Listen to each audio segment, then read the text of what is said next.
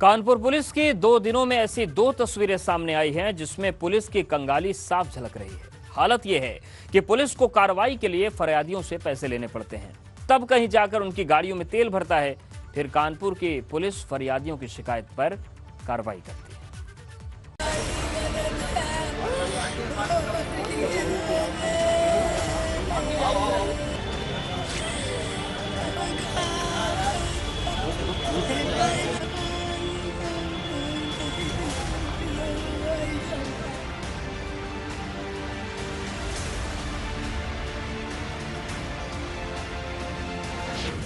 कानून के रखवालों के दर पर माथा पीटती ये बुजुर्ग और दिव्यांग महिला हो, या फिर हाथों में बेटी के लापता होने की फरियाद लेकर पुलिस की चौखटें नापता ये पिता। दोनों ही तस्वीर ज्यादा जुदा नहीं है। परिवार दोनों के बेशक अलग है, लेकिन दोनों का दर्द एक है और इल्तिजा भी, क्योंकि जिनके कांधों पर इनके बच्चों को तलाशने की जिम्मेदारी है, उनकी गाड़ियों की टंकी में तेल का अकाल है। फरियादियों के डीजल से चलती है पुलिस। गाड़ियों में फरियादियों से भरवा दिए तेल। लापता की तलाश के लिए तेल की वसूली। कंगाल पुलिस की गाड़ियों में तेल का अकाल। 2 दिन में कानपुर की ये दूसरी तस्वीर है जिसमें पुलिस पर फरियादियों से तेल भरवाने के आरोप लग रहे हैं। मामला नौबस्ता थाना क्षेत्र का है। सिक्योरिटी गार्ड की नौकरी कर परिवार चलाने वाले शख्स पर 19 जनवरी को अचानक उस वक्त मुसीबत का पहाड़ टूट पड़ा जब घर से बड़ी बेटी अचानक लापता हो गई। काफी खोजबीन के बाद जब बेटी का कोई पता नहीं चला तो पीड़ित ने पुलिस से मदद ली। पुलिस बेटी की तलाश में पीड़ित को लेकर पहले फतेहपुर गई, तो इस दौरान पीड़ित से पुलिस की टीम ने गाड़ी में डीजल भरवाया। पुलिस ने मदद किया, गए फतेहपुर। 1600 का डीजल डलवाया गया गाड़ी पे। उसके बाद उनको बाप को पता किया गया, बाप का नाम निकल गया, लड़के का नाम खाली मतलब डिसिप था, उसमें लड़के का दूसरा नाम था कोई। वो ब्रिजेश गए थे और चौकी इंचार्ज गए थे, ये आवास विकास। पुलिस की गाड़ी में बेबस पिता ने बेटी के मिल जाने की आस में किसी तरह 1600 रुपए का डीजल भरवा दिया, लेकिन बेटी बरामद नहीं हुई। इसके बाद अब नौबस्ता पुलिस कह रही है कि बेटी की तलाश में दिल्ली चलना है और दिल्ली तक जाने के लिए गाड़ी के डीजल की व्यवस्था कर।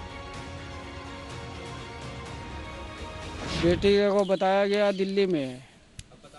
हाँ, इसके बाद बोले कि तैयार रहना, कहना तैयार रहना, किसी दिन बुला सकता हूँ मैं, और डीजल के हो सकता है खर्चा लगेगा तुम्हारा। इसमें ये एक सोशल मीडिया पे एक मैसेज सर्कुलेट हुआ जिसमें चौकी इंचार्ज पे ये आरोप लगाए गए हैं कि उसने बरामदगी के लिए जाने के लिए पैसे की कुछ डिमांड की थी डीजल डलवाने के लिए। इस प्रकरण में जांच जो है वो सीओ गोविंद नगर को दी गई है। जैसे ही फैक्ट सामने आएंगे उसके बेसिस पे हम कार्रवाई करेंगे। ये तो कानपुर पुलिस की सिर्फ एक तस्वीर है। इसी तरह की दूसरी तस्वीर तो इससे भी ज्यादा शर्मिंदा करने वाली। इस बुजुर्ग और दिव्यांग महिला को देखिए, इसकी हालत देखकर ही किसी का भी दिल पसीज जाएगा। लेकिन हद तो तब हो गई जब कानपुर पुलिस ने इस बेबस से भी बेटी की तलाश के लिए अपनी गाड़ी का पेट भरवाया। आधार में चला गुड़िया गुड़िया गुड़िया, सरिगमा चौकी, चकेरी थाना। बाबू हमारे ससुर के भाई के लड़के हमारी लड़की को किडनैप कर लेंगे। अब बता नहीं रहे क्या है क्या नहीं। अब लड़का शादीशुदा दार है। 7 तारीख के निकलिए, 7 तारीख आ जाएगी, 1 महीना हो जाएगा। बाबू सवान गए, बाबू थाने गए और जोगी के पास गए न खलाऊ लेडीज का दही के हमारे नहीं सुना करा भी पकड़ रहे। हमने बोला इसके माँ बाप आएंगे, इसको पकड़ लो, इसको हड़काओ डांटो तो वो लड़का आ जाएगा। हमने लड़के से बोला तेरी माँ जेल में बंद है, कह रही नहीं मेरी माँ नहीं बंद है, वो सब एक में है। बाबू बेहद ही शर्मनाक ये दूसरा मामला चकेरी थाना क्षेत्र का है। भीख मांगकर अपना और अपने परिवार का पेट पालने वाली इस दिव्यांग महिला का आरोप है कि उसकी नाबालिग बेटी को 1 महीने पहले उसका ठाकुर नाम का एक रिश्तेदार उठाकर ले गया। अपनी बेटी की बरामदगी को लेकर ये महिला चकेरी पुलिस के पास पहुंची। FIR लिखी गई। लेकिन बेटी को ढूंढने के नाम पर महिला से पुलिस की गाड़ी में 2-2.5 हजार रुपए का डीजल भरवा दिया गया। और इतने पर भी जब महिला ने बेटी की बरामदगी को लेकर सवाल किया तो उसे चौकी से भगा दिया गया। थाने की चौखट से लुट जाने के बाद भी मायूस और लाचार इस महिला ने अधिकारियों का दरवाजा खटखटाया। पीड़ित महिला एसएसपी से मिलने पहुंची और बेटी को बरामद करने की गुहार लगाई, लेकिन यहाँ भी इस महिला की पुलिस के प्रति रोक देगी। एक भी बार पुलिस वालों के रुपए लेने की बात नहीं बताई। फिलहाल एसएसपी ने महिला को बहुत जल्द बेटी से मिलवाने का वादा किया। देखिए, इस संबंध में अभी गुड़िया ने कंप्लेंट डीआईजी साहब के समक्ष किया है। इस पे डीआईजी साहब ने त्वरित एक्शन लेते हुए उस दिव्यांग महिला को अपनी स्कॉट की जिप्सी से थाने पर भेजा है।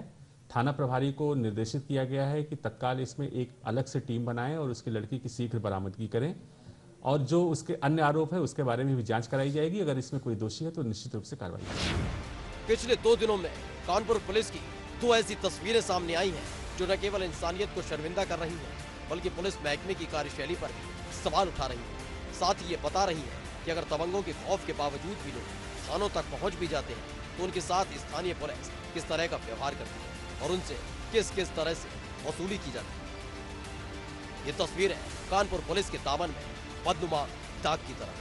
ऊपर से रतेश त्रिवेदी, एबीपी गंगा।